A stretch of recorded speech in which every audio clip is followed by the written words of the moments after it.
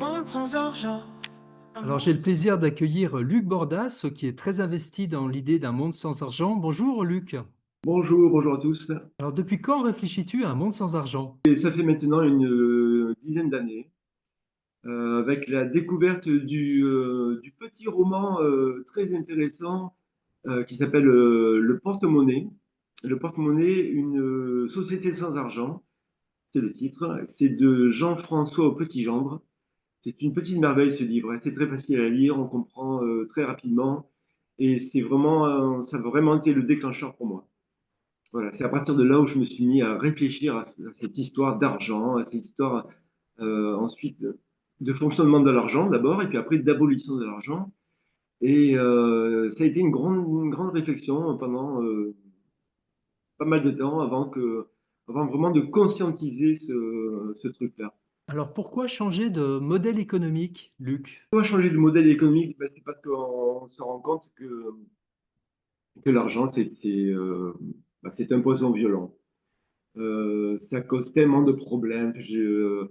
Alors là, j'ai pris des notes un peu, hein. Esclavage, prostitution, y compris prostitution d'enfants, la corruption à tous les niveaux en matière de santé, les politiques, tout, même le petit maire local. Fait bon.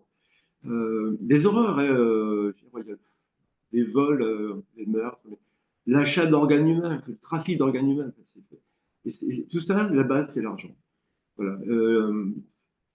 Les meurtres, les guerres, les catastrophes écologiques, les extinctions d'espèces, tout ça, c'est l'argent comme base. Il n'y a pas longtemps, je regardais un peu le catalogue de Netflix, pour pas le nommer. Euh, la quasi-totalité des films proposés sur Netflix, si vous enlevez l'argent dans ce film, il ne reste plus rien. Il n'y a quasiment plus rien. Il n'y a plus de scénario. Il y a plus tous les films où il y a des braquages, des vols, des meurtres, la guerre. Il n'y a plus rien. Si on enlève l'argent, il y a très peu de films, ou très peu. Il reste des comédies, et encore. Voilà. Et ça, c'est pour les aspects négatifs, hein. Et il y en a encore bien d'autres, aspects négatifs. On se tue au travail pour gagner de l'argent. Si je dis ça, il n'y a pas grand monde qui va me contredire. C'est vraiment quelque chose qui existe. On s'entretue pour voler. Et le vol, d'ailleurs, c'est un truc qui nous pourrit la vie tout le temps parce que il suffit qu'on ait envie de n'importe quelle transaction. Je veux dire, on va sur le bon coin, on va acheter un truc d'occasion, on se demande si le vendeur il n'est pas en train de nous enfler, de nous faire payer trop cher. On va chez le garagiste, on se demande s'il nous a pas un peu gonflé la facture, si vraiment il a changé les bougies. C'est bon. Ça nous prend la tête tout le temps. Le cambriolage, on part chez soi et on se dit, voilà, on ferme les portes à double tour, on ferme notre voiture parce qu'on a peur de se faire voler nos biens qu'on a mis tant de mal à acheter, tant de temps à acheter parce que le temps, c'est de l'argent. Et c'est bien ça le problème. Le temps, c'est de l'argent. Si on travaille, on perd notre temps. On perd notre temps à le gagner. Et ce temps perdu, ben, c'est de la liberté en moins. Et pour aller un peu dans les choses positives, s'il y a plus d'argent, ben donc, comme je viens de le dire, c'est du temps en plus. C'est énormément de temps en plus. Je veux dire, 8 heures par jour, 5 jours par semaine, c'est énorme. C'est juste énorme. À faire des boulots en plus qui ne nous passionnent pas, où on se crève, ou des boulots qui servent à rien, hein, des trucs. Des boulots même nuisibles, même. Il y en a plein. Et là, du coup, bah, c'est plus de liberté, et puis c'est plus de santé, du coup, ouais, parce que moins de travail, moins de stress. Et puis pas d'argent, bah, plus de misère, hein, plus de misère, plus de famine, plus de vol, forcément, plus de SDF. Voilà.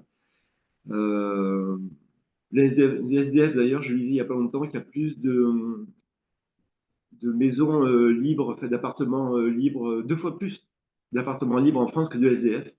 Ouais, c'est fou, hein, mais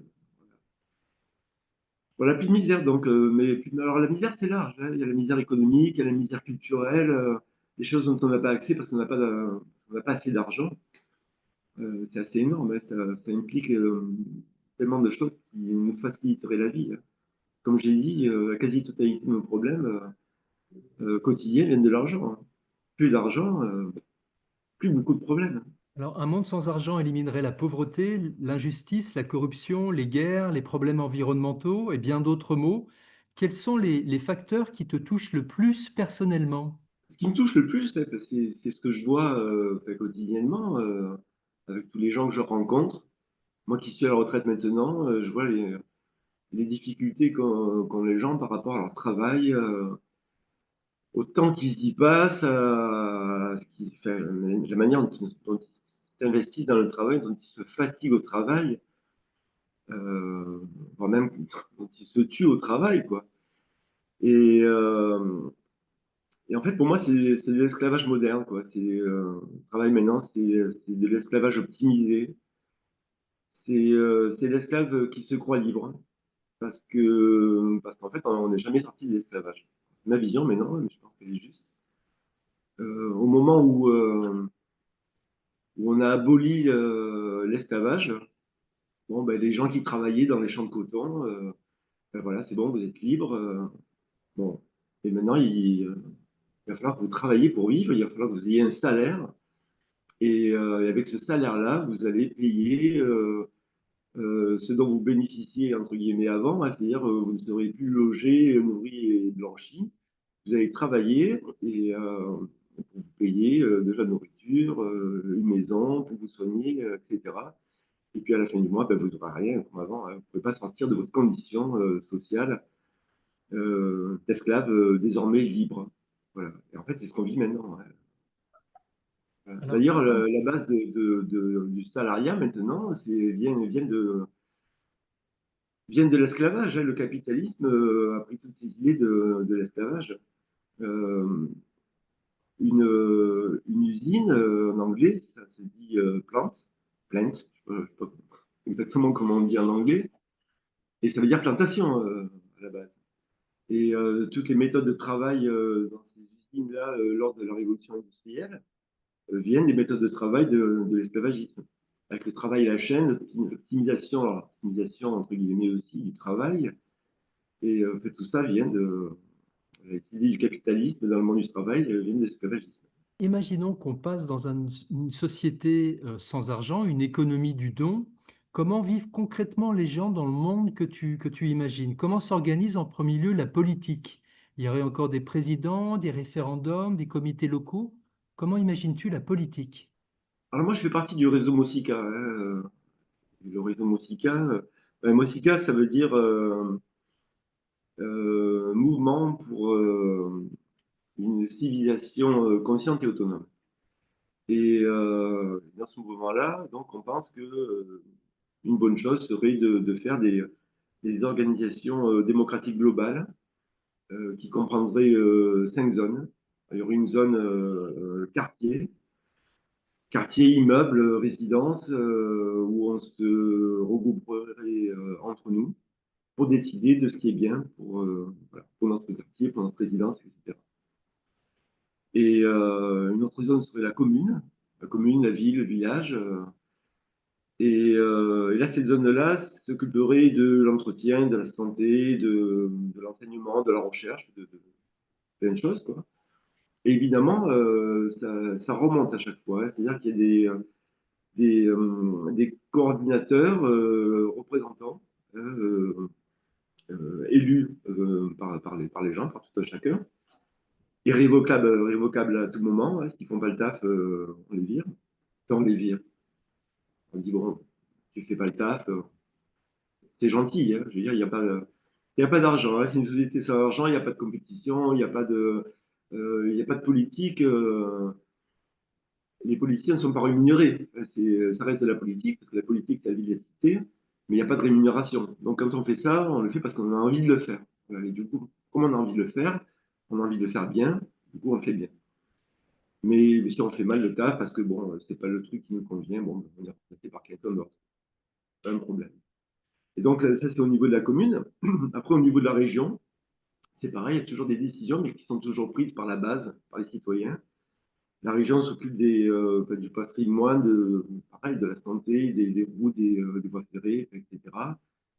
Le quatrième, c'était le pays. Le pays, lui, la zone pays s'occuperait plutôt c'est la zone culturelle.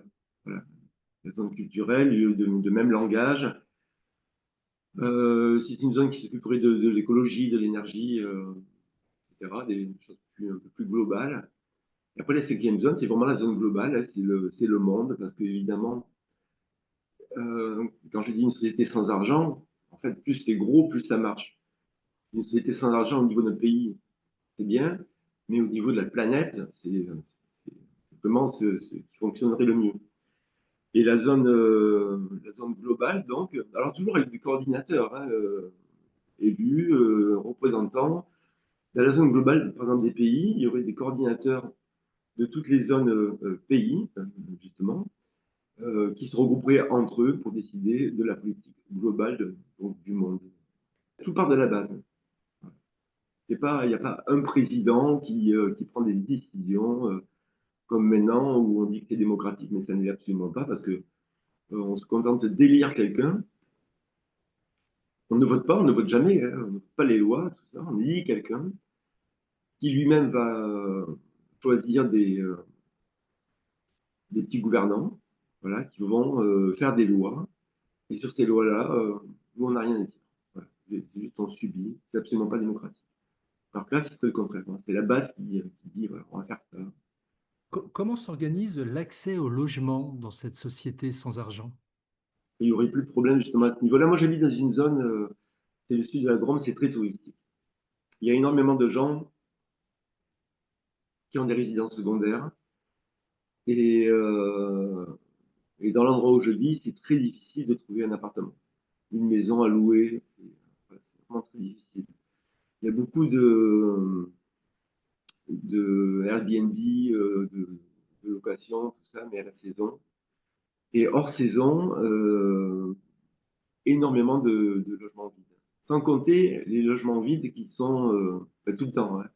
Pour des histoires d'indivision, des logements abandonnés, des maisons abandonnées, ça, il y en a des tas, hein. En septembre dernier, j'ai traversé la France, il y a presque des villages entiers où il n'y a pas de logement, parce qu'il n'y a pas de travail. Ça, c'est lié à l'argent, ça aussi. La question est vaste, hein, rien qu'à ce niveau-là. Il y aurait plus de propriété. Il y aurait des propriétés d'usage. Voilà. Tu en as utilité, bon, ben, voilà, tu peux y habiter. C'est une maison abandonnée. Si personne n'y est, ben, voilà, tu t'y installes, voilà, tu l'arranges et puis elle est à toi parce que tu y habites. Comment s'organise le travail dans cette société sans argent? Le travail ou la contribution au collectif? Comment tu imagines le travail? En fait, il y a plus de travail, hein. On ne peut même plus appeler ça travail. Travail, l'étymologie, elle vient des tripalium, un instrument de torture. Fait, bon, là, non, ça serait plus du travail. C'est-à-dire que les gens feraient ce qu'ils ont envie de faire. Et du coup, ils le feraient très bien, parce que c'est ce qu'ils ont envie de faire, hein. C'est ce qu'ils aiment le plus, c'est ce dont ils sont le plus aptes à faire. Et du coup, ils peuvent le faire librement, à tous les niveaux. Qu'on soit un penseur, un philosophe, on peut y aller à fond dans ses recherches philosophiques, là-dedans, parce que bon, on n'a pas besoin de travailler pour subvenir, à- pour se loger, pour se nourrir, quoi que ce soit.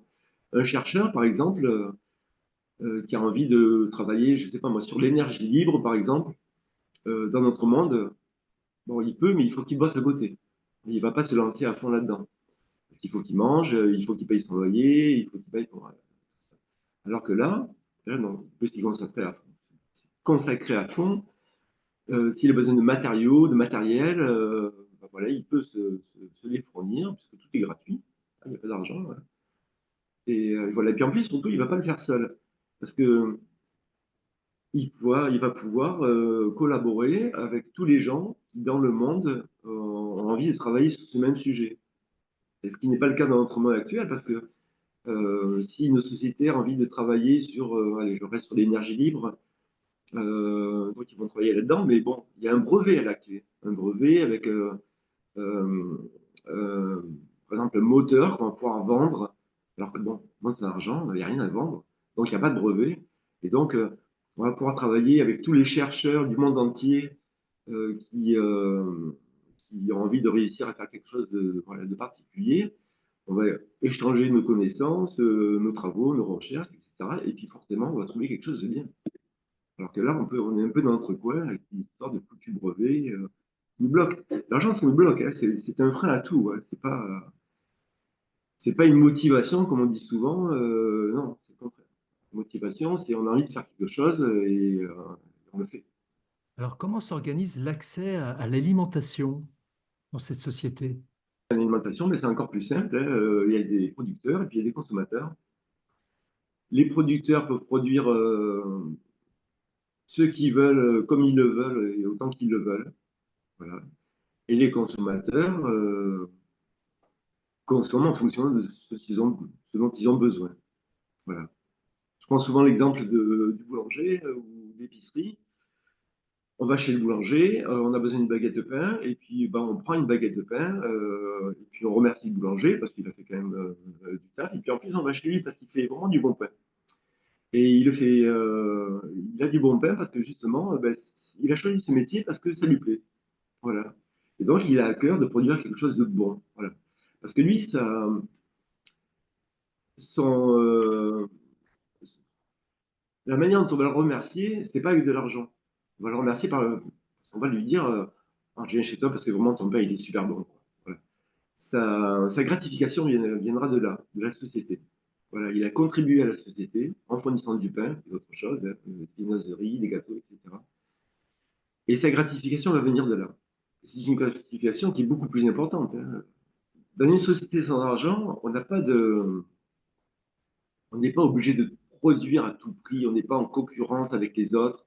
Un boulanger dans un même village n'est pas en concurrence avec l'autre, avec cette obligation hein, l'argent, c'est l'obligation de faire des bénéfices tout le temps. Là, il n'y a pas de bénéfices. Et ça change tout. Hein. Si on est un producteur de tomates et que cette année, on a énormément de tomates, enfin, même trop de tomates, ça, c'est pas bon. Ça fait s'effondrer les cours de la tomate. Et alors, qu'est-ce qu'on fait? Eh ben, on pousse ça au tractopelle, on en fait un gros tas, et puis on balance du chlore dessus, puis on laisse pourrir en plein champ, parce que c'est hors de question de faire tomber les cours. Alors que dans une société sans argent, bon, ben, c'est super, hein, il y a une grosse production cette année, ben voilà, on va consommer plus de tomates, et puis même s'il y a du trop, eh ben, on va faire du coulis de tomates, on va faire des conserves, on va faire des tomates séchées, etc., pour les années où justement il y aura moins de production. Voilà, et c'est pas un problème. C'est un problème avec n'importe quoi, avec les pommes et tout ça. Il n'y a plus l'argent qui nous freine à ce niveau-là. Il y a pas, c'est hors de question de jeter des choses. C'est plus possible. On va plus faire que du bio. C'est hors de question de balancer du poison dans les. Non, je pense que quelqu'un qui n'a pas d'impératif de production, bon, ben, il fait pas ça. Comment s'organise l'éducation dans cette société sans argent? Mon point de vue, c'est que l'éducation à la Jules Ferry, hein, il faut savoir qui était Jules Ferry. Hein. Jules Ferry, c'était l'esclavage, ça lui posait pas trop de problèmes. Euh, Son école à lui, c'était pour former des salariés, des, euh, des ouvriers, euh, des soldats aussi. À mine de rien, c'était aussi ça. Il s'agit de former des gens pour qu'ils soient le plus productifs possible. Et puis, il faut qu'ils soient soumis aussi, hein, il faut qu'ils soient obéissants. Il ne s'agit pas de leur apprendre à penser par eux-mêmes. On ne fait pas de philosophie à l'école, on le fait fort tard quand c'est déjà trop tard. Hein. La philosophie, ça devrait être inculqué dès l'âge de 6 ans. La philosophie, c'est pas quelque chose d'extraordinaire. Voilà. Par contre, c'est essentiel. C'est essentiel pour le savoir-vivre, pour les relations sociales, apprendre la communication entre les gens, c'est toutes choses qu'on ne fait pas. L'enseignement, c'est aussi l'histoire. L'histoire, on sait que c'est écrit par les vainqueurs. L'histoire est biaisée tout le temps. L'histoire qu'on apprend, c'est c'est pas franchement ce qui s'est passé. Et puis l'histoire Je sais pas, moi, quand on apprend que Henri IV a été assassiné par Ravaillac, bon, on sait ça. On ne sait pas qui était vraiment Ravaillac. On ne sait pas pourquoi il voulait assassiner Henri IV. On ne sait pas vraiment qui était un Henri IV, qui était un sacré. On a le droit de dire des gros mots.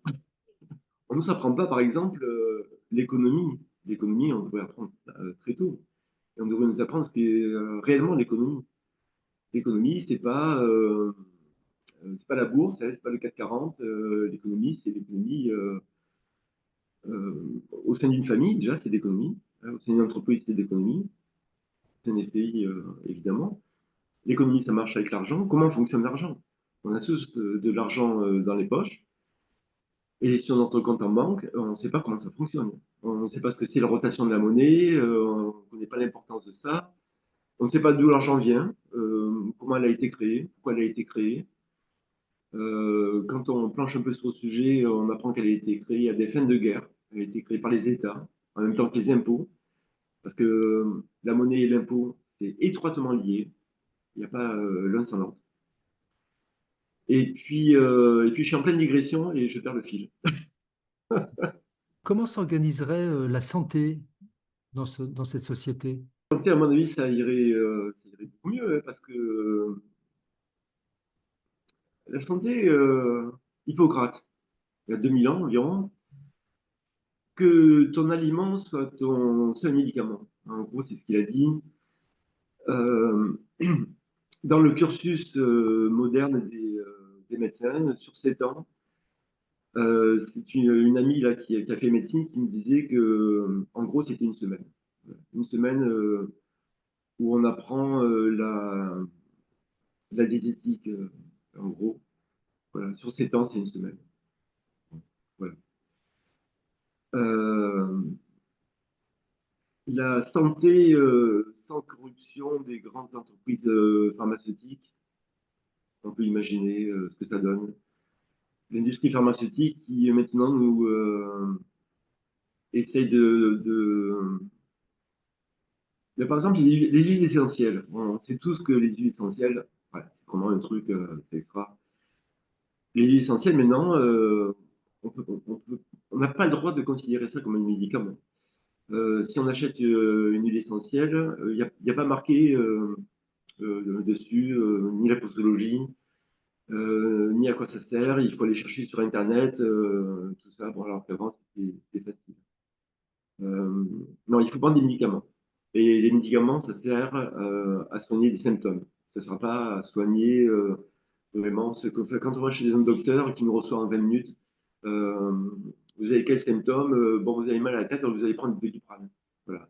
Pourquoi vous avez mal à la tête? Bah, c'est subsidiaire. Voilà. Le sujet est énorme aussi, c'est pareil. La santé, à partir du moment où ça rapporte, euh, l'industrie pharmaceutique, ce qui est intéressant pour elle, c'est qu'il y ait beaucoup de malades. C'est pas qu'il y ait des gens en bonne santé. Alors, je dis pas que ce qu'ils cherchent, c'est à rendre les gens malades, mais en même temps, c'est un peu ce qui se passe.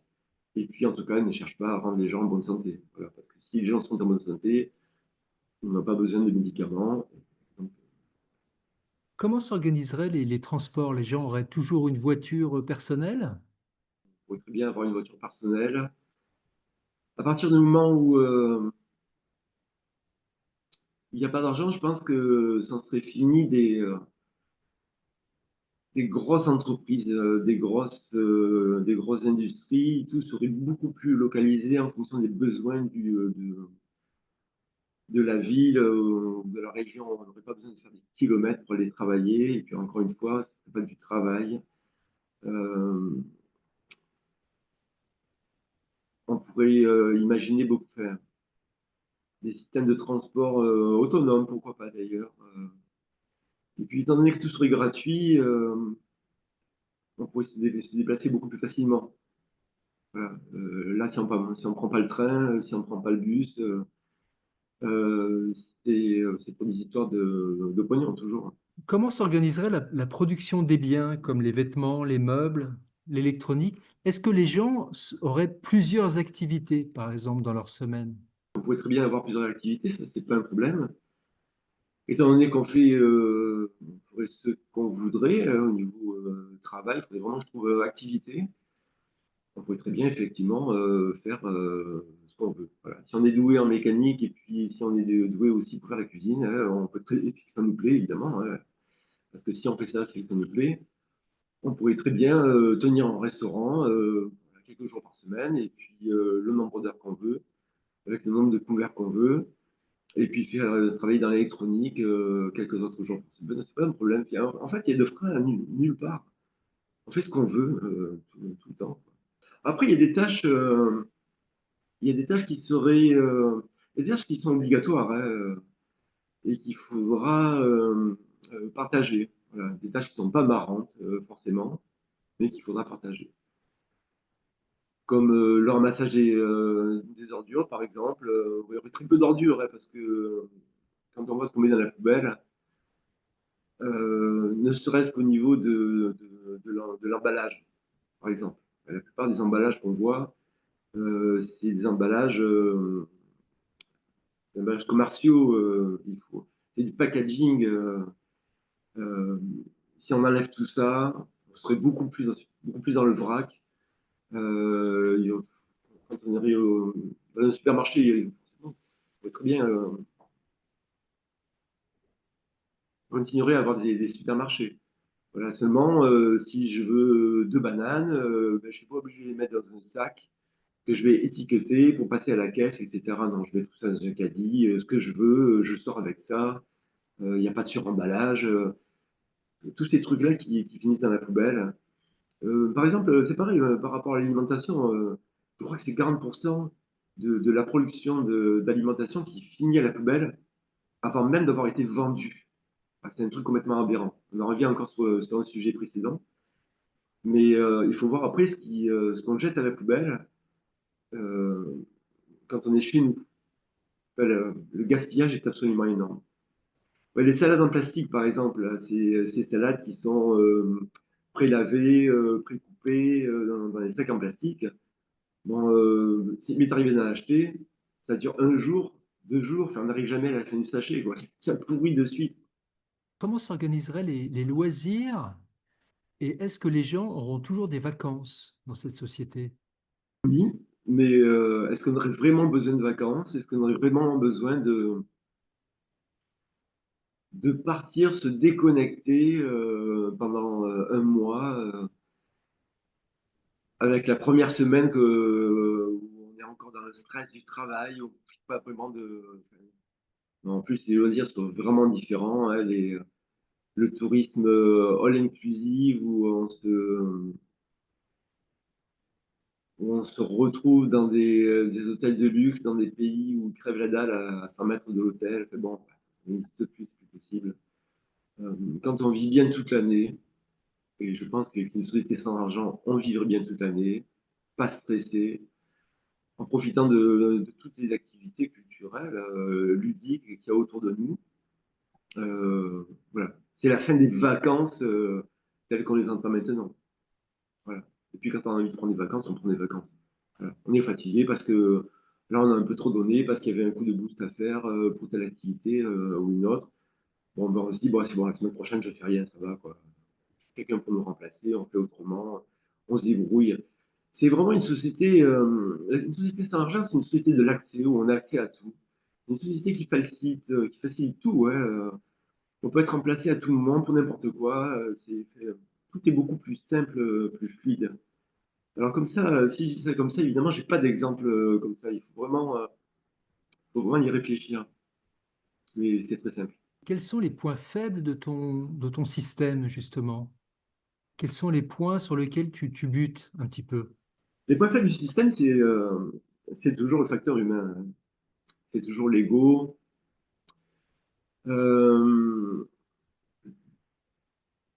voilà. Par rapport à l'éducation, quand je disais qu'on ne nous apprend pas la philosophie, on ne nous apprend pas non plus la connaissance de soi, etc. On nous apprend la compétition, on nous apprend qu'il faut être meilleur que l'autre, etc. Et ça crée des égos surdimensionnés. Enfin, c'est pas terrible. Dans une société sans argent, je pense qu'on s'occuperait davantage justement de l'humain et de faire en sorte qu'on n'ait pas d'ego mal placés, qui sont souvent liés justement à la compétition, au besoin d'arriver plus que l'autre.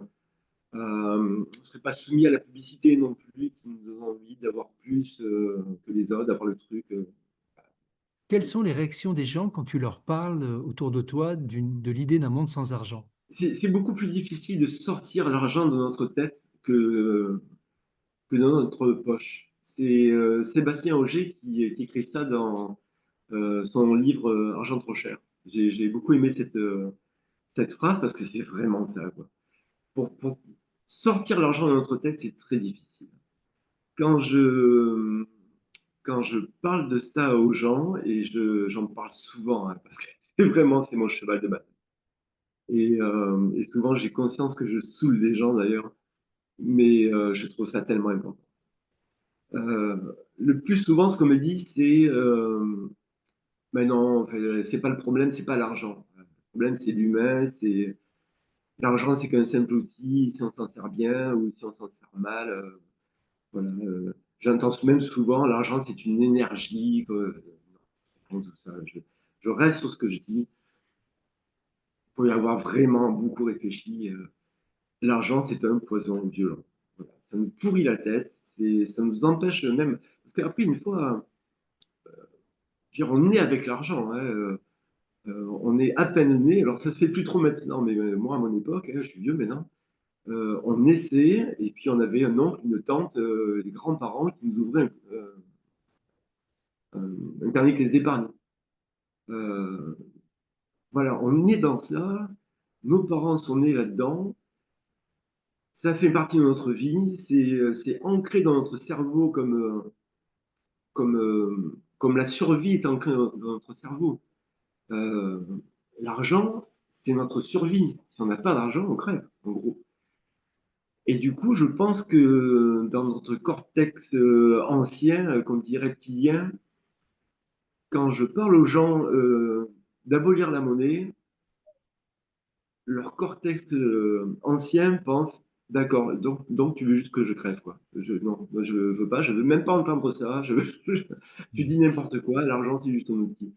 Voilà, c'est vraiment très difficile. Moi-même, ça m'a pris beaucoup de temps. Hein, ça m'a pris même quelques mois d'ailleurs. Hein, comprendre comment fonctionnerait une société sans argent, ça, c'est pas très compliqué. Intégrer ça, conscientiser ça, c'est autre chose. Et une fois que ça arrive, alors là, on se rend compte de l'aberration de notre société. C'est totalement aberrant, quoi. Il n'y a pas un animal sur Terre qui a besoin d'argent pour vivre. Et voilà. Nous, oui.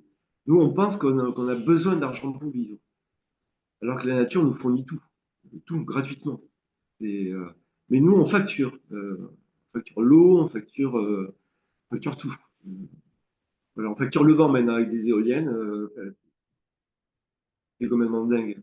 Et on n'a pas besoin d'argent pour ça. C'est une croyance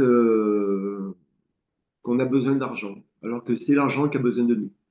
Mais ça, c'est évident. Hein. C'est évident, mais c'est vraiment pas facile à intégrer.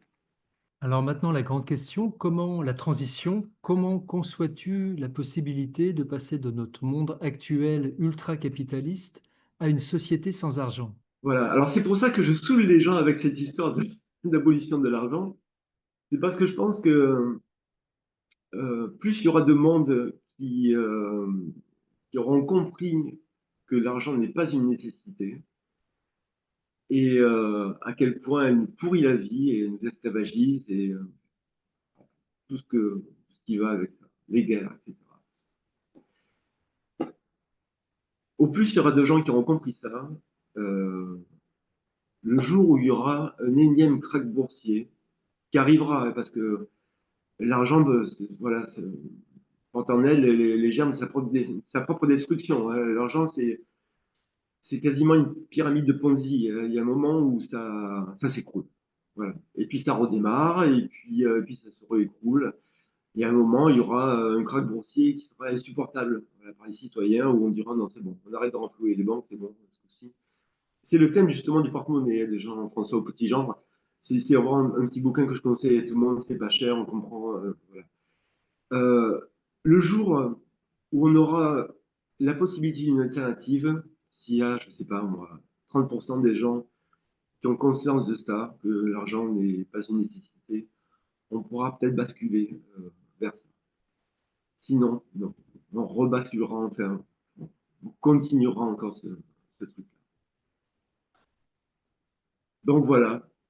Et la transition, après, elle est très facile. À partir du moment où c'est le peuple qui reprend les choses en main, la transition, c'est facile, hein. On peut même quasiment du jour au lendemain passer à une société sans argent, hein. C'est pas trop difficile. Alors, pour s'organiser correctement, après, évidemment, ce serait bien qu'il y ait une transition, mais ça peut prendre quelques mois, allez, une année, mais c'est pas très compliqué. Et si j'ai pas de revenir à l'époque de la chandelle, on peut continuer à utiliser tout ce que le modernisme nous a apporté de correct. C'est euh, c'est vraiment pas compliqué. C'est le peuple qui fait tout. Dans notre société, c'est le peuple qui fait tout. Dans une entreprise, vous prenez une grosse entreprise comme, je sais pas moi, Michelin, Renault, bon. Si le PDG part en vacances, si même tous les petits chefs partent en vacances, bon, ben, l'usine, elle tourne, hein. Voilà. Tous les ouvriers, ils savent ce qu'ils ont à faire, les secrétaires, elles savent ce qu'elles ont à faire, les commerciaux, ils savent ce qu'ils ont à faire. Et nous, nos dirigeants, ils peuvent tous partir en vacances. C'est arrivé à la Belgique il y a quelques années où, pendant quelques mois, il y avait plus personne au gouvernement. Ça a continué, hein. Nous, on enlève tous les politiciens, ça continue à rouler. C'est le peuple qui fait tout. Voilà. Le peuple est tout puissant. Le problème, c'est qu'il n'en a absolument aucune conscience. Bon, s'il prenait cette conscience-là, on irait vers une transition voilà, facile, progressive, non violente. Voilà. Non violente, hein, parce qu'à partir du moment où on comprend que, voilà, ben, que c'est le peuple qui est tout puissant, quand on est puissant, on n'a pas besoin de se battre. Voilà, on fait les choses et puis c'est tout. On n'a personne en face de nous. Voilà. Alors, tu me disais que tu préparais une conférence justement sur l'idée d'une société sans argent. Tu peux nous en parler un petit peu? Oui, ça fait 2 ans que je suis là-dessus, à essayer de préparer une conférence gesticulée pour justement. Le but, c'est d'informer le plus de gens possible. Voilà. L'argent, comment ça fonctionne. Euh, L'argent, ce que ça implique. Une société sans argent, comment ça fonctionnerait. Voilà, tout ça. J'ai beaucoup de mal à la finir parce que je suis un brin perfectionniste. J'essaie de me soigner là-dessus, mais c'est pas facile. Et puis j'ai un peu de mal à savoir comment je vais commencer cette conférence, par quoi je vais la commencer. Et puis surtout, comment la faire, comment la rendre vivante et pas chiante. Voilà. Faut qu'elle soit complète, mais ludique en même temps. Voilà. Pas facile, c'est un métier. Je te remercie pour cette interview. Luc, je vais préparer des tables rondes prochainement. Tu voudrais y participer? Avec grand plaisir. Parfait. Ben, écoute, je te dis à très bientôt, Luc. Bonne journée. Bonne journée à toi aussi et merci. Un monde sans argent, un monde sans misère. Un monde où les gens sont tous frères. Un monde sans argent, un monde sans misère.